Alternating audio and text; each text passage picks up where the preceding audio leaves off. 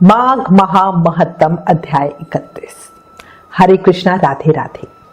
माघ पूर्णिमा पर सुव्रत ब्राह्मण की कथा कहने सुनने से हमें बहुत उत्तम फल की प्राप्ति होती है। याद रखो, ईश्वर का दिया कोई छीन नहीं सकता और ईश्वर का छीना कोई दे नहीं सकता।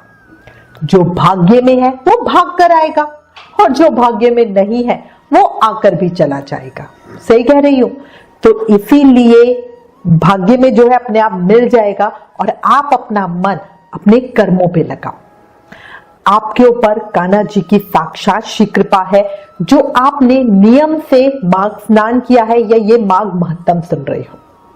अब गणेश जी महाराज और अपने गुरुदेव को याद करके माघ महामहत्तम का अंतिम अध्याय सुनते हैं।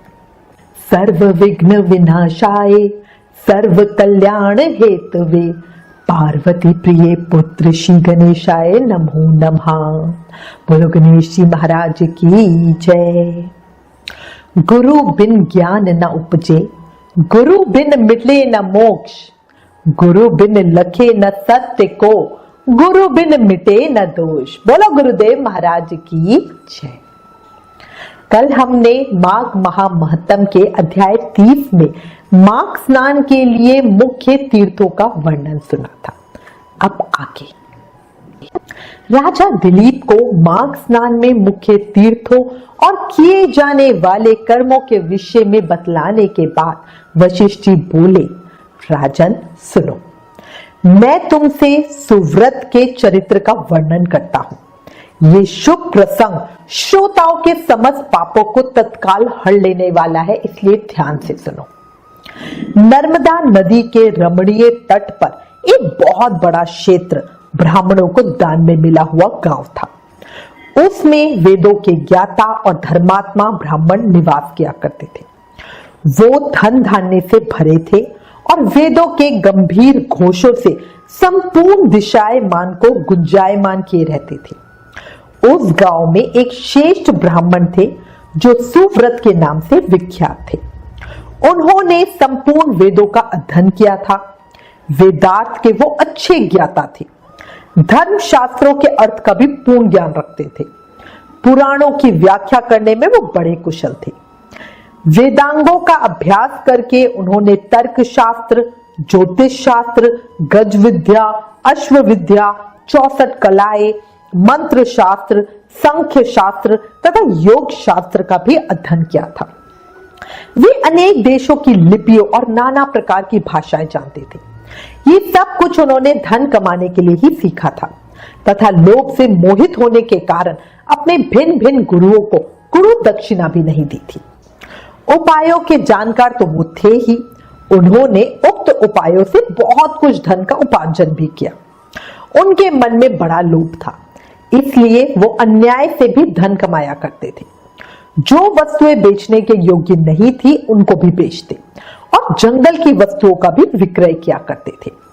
उन्होंने चंडाल आदि से भी दान लिया, कन्याएं बेची तथा गौ, तिल, चावल, रस और तेल का भी विक्रय किया। वो दूसरों के लिए तीर्थों में जाते, दक्षिणा लेकर देवता की पूजा करते, वेतन लेकर पढ़ाते और दूसरों के घर खाते। इतना ही नहीं, वो नमक, पानी, दूध, दही और पकवान भी बेचा करते थे। इस तरह अनेक उपायों से उन्होंने यत्न पूर्वक धन कमाया। धन के पीछे उन्होंने नित्य नैतिक कर्म तक छोड़ दिए। न खाते न दान करते, हमेशा अपना धन गिनते रहते कि कब कितना जमा हुआ। इस प्रकार उन्होंने 1 लाख स्वर्ण मुद्राएं उपार्जित कर ली। धनोपार्जन में लगे लगे ही वृद्धावस्था आ गई और सारा शरीर जर्जर हो गया। काल के प्रभाव से समस्त इंद्रियां शिथिल हो गई। अब वो उठने और कहीं आने जाने में असमर्थ हो गए। धनोपार्जन का काम बंद होने जाने से स्त्री सहित ब्राह्मण देवता बड़े दुखी हुए। इस प्रकार चिंता करते करते जब उनका चित्त बहुत व्याकुल हो गया, तब उनके मन में विवेक जागृत हुआ। वो सुव्रत ब्राह्मण दुखी होते हुए अपने मन में ही कहने लगे, मैंने नीच पतिग्रह से नहीं बेचने योग्य वस्तुओं के बेचने से तथा तपस्या आदि का भी विक्रय करने से ये सारा धन जमा किया, फिर भी मुझे शांति नहीं मिली। मेरी तृष्णा बहुत दुस्सहाय है, ये मेरु पर्वत के समान असंख्य स्वर्ण पाने की अभिलाषा रखती है।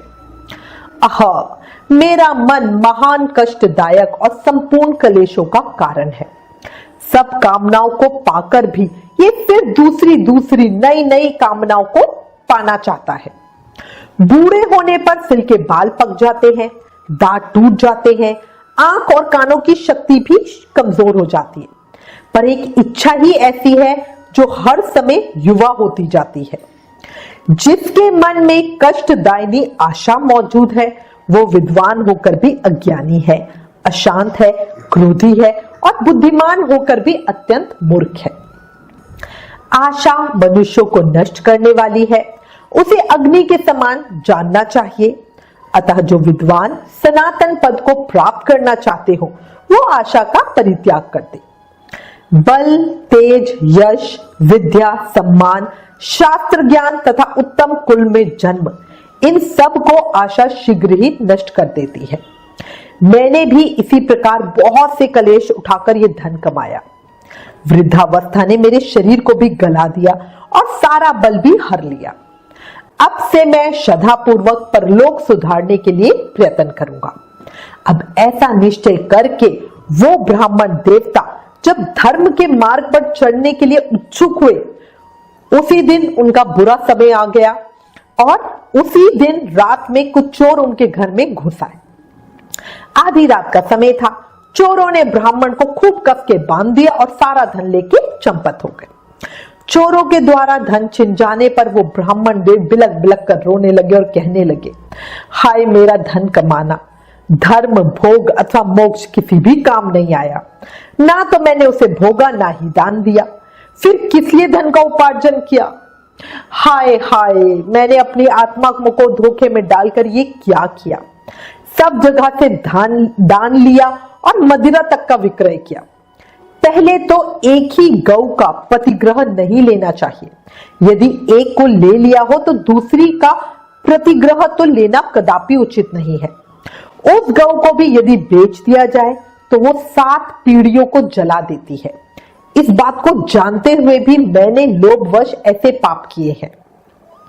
धन कमाने के जोश में मैंने एक दिन भी एकाग्रचित होकर अच्छी तरह संध्योपासना नहीं की, ध्यान रहित या ध्यान सहित प्राणायाम भी नहीं किया। 3 बार जल पीकर और 2 बार होठ पोंछकर भली भांति आचमन भी नहीं किया। उतावली छोड़कर और हाथ में कुशा की पवित्री लेकर मैंने कभी गायत्री मंत्र का वाचिक, उपांशु अथवा मानस जाप भी नहीं किया। जीवों का बंधन छुड़ाने वाले महादेव जी की आराधना भी नहीं की। जो मंत्र पढ़कर अथवा बिना मंत्र के ही शिवलिंग के ऊपर एक पत्ता या फूल डाल देता है, उसकी करोड़ों पीढ़ियों का उद्धार हो जाता है, किंतु मैंने कभी ऐसा भी नहीं किया।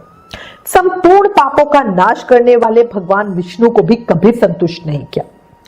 5 प्रकार की हत्याओं के पाप शांत करने वाले 5 यज्ञों का अनुष्ठान भी नहीं किया। स्वर्गलोक की प्राप्ति कराने वाले अतिथि के सत्कार से भी वंचित रहा। सन्यासी का सत्कार करके उसे अन्न की भिक्षा भी नहीं दी। ब्रह्मचारी को विधि पूर्वक अतिथि के योग्य भोजन नहीं दिया। मैंने ब्राह्मणों को भांति भांति के सुंदर और महीन वस्त्र अर्पण नहीं किए। सब पापों का नाश करने के लिए प्रज्वलित अग्नि में घी से भीगे हुए मंत्र पूत तिलों का हवन नहीं किया। किसी भी पवित्र पावन मंत्र का जाप नहीं किया। पीपल के वृक्ष की पूजा नहीं की। त्रयोदशी का व्रत त्याग दिया। वो व्रत भी यदि रात को अथवा शुक्रवार के दिन पड़े तो तत्काल सब पापों को हरने वाला है, किंतु मैंने उसकी भी उपेक्षा कर दी। ठंडी छाया वाले वृक्ष का पौधा नहीं लगाया। सुंदर शैया और मुलायम गद्दे का दान नहीं किया।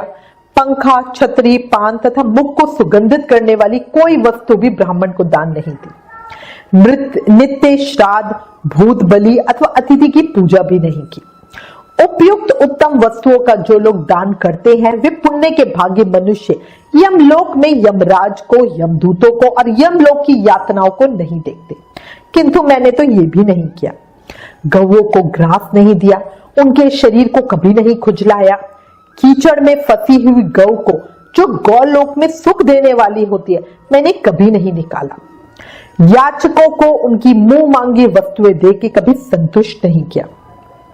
भगवान विष्णु की पूजा के लिए कभी तुलसी का वृक्ष नहीं लगाया, शालिग्राम शिला के चरणामृत को भी नहीं पिया, एकादशी उपवास नहीं किया, शिव लोक प्रदान करने वाली शिवरात्रि का भी व्रत नहीं किया। वेद, शास्त्र, धन, स्त्री, पुत्र, खेत और अटारी आदि वस्तुएं इस लोक से जाते समय मेरे साथ नहीं जाएंगी। अब तो मैं असमर्थ हो गया हूं, कोई व्यापार भी नहीं कर सकता, क्या करूं, कहां जाऊं। हाय, मुझ पर तो बड़ा भारी कष्ट आ गया है, मेरे पास परलोक का राह खर्च भी नहीं है। इस प्रकार दुखी होता हुआ व्याकुलचित होकर सुव्रत मन ही मन विचार किया और एकदम से वो बोले, अहो मेरी समझ में आ गया। मुझे याद आया, एक समय जब मैं धन कमाने के लिए उत्तम देश कश्मीर को जा रहा था, मार्ग में भगीरथी गंगा के तट पर मुझे कुछ ब्राह्मण दिखाई दिए जो वेदों के पारंगमी विद्वान थे। वे प्रातःकाल माघ स्नान करके बैठे थे। वहां किसी महाविद्वान ने उस समय एक श्लोक कहा था, माघे निमग्ना सलीले सुशीते विमुक्ते पापत्र दिवम प्रयंती। माघ मास में शीतल जल के भीतर डुबकी लगाने वाले मनुष्य पाप मुक्त हो स्वर्गलोक में जाते हैं। पुराणों में से मैंने इस श्लोक को सुना है, ये बहुत ही प्रामाणिक है, अतः इसके अनुसार मुझे माघ का स्नान करना ही चाहिए। मन ही मन ऐसा निश्चय करके सुव्रत ने अपने मन को सुस्थिर किया और 9 दिनों तक नर्मदा के जल में माघ मास का स्नान किया। उसके बाद स्नान करने की शक्ति नहीं रह गई।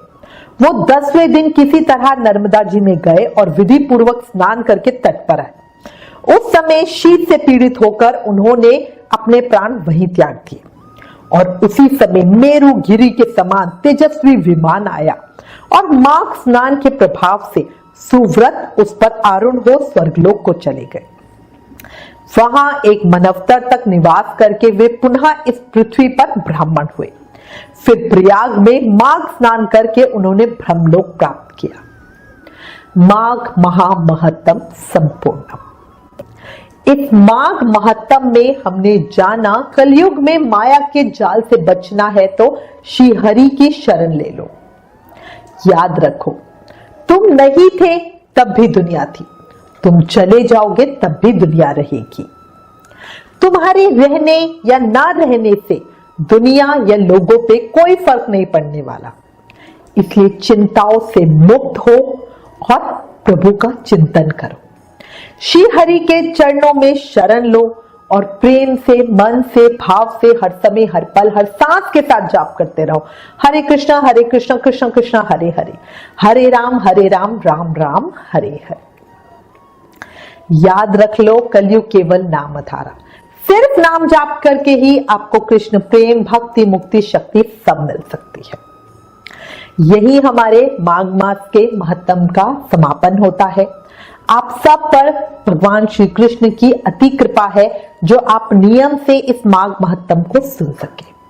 मैं भगवान श्री कृष्ण के श्री चरणों में आप सब के लिए प्रार्थना करती हूँ, कान्हा जी आपको अपनी भक्ति, प्रेम दे, मुक्ति दे, मोक्ष दे और अपनी भक्ति दे।